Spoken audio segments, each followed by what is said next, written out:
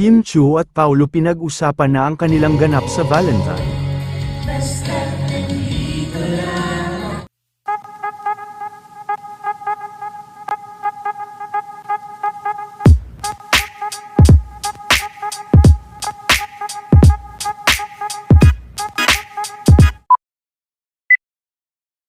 Muli na naman nga na nagkaroon ng event ngayong araw ang Chowking, at sa kanilang event ay hindi nga nawala sina Kim at Paulo Avellino, present din ang bestie ni Kim Chiu na si Mr. Darren Espanto, samantala dahil papalapit na ang Valentine ay nabanggit din ito ng dalawa. Welcome, Asia's multimedia idol, Kim Chiu!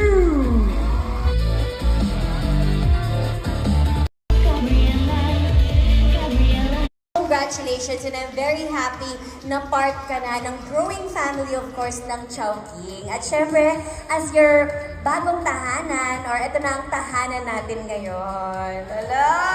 Sama po ko muna to. Yes, kaya naman, thank you. Flowers for you, happy Valentine.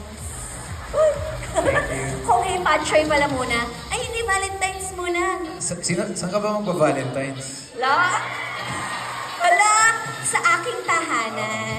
May dalawang Chowking malapit sa amin. May chow.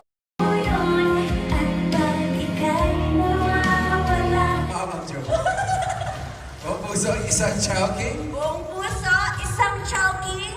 Rise above! Rise above! Hey, isa pa, sabayan din naman kami. Sama na si Kim Chiu. Yes. Okay, ready? 1, 2, 3, and... Buong puso! Isang Chowking! Rise above! Wow, that is so amazing!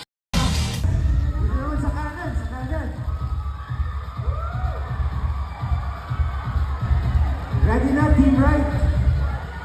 Okay, buong puso, isang Chowking, rise above! Just to get that wowie. Tingin ka lang sa aking mata.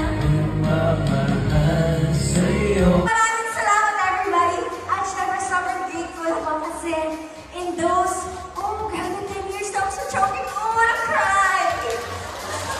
Wait, nagkalusay na. Grabe, it's so amazing. Time flies when you're having fun talaga. Tama ba?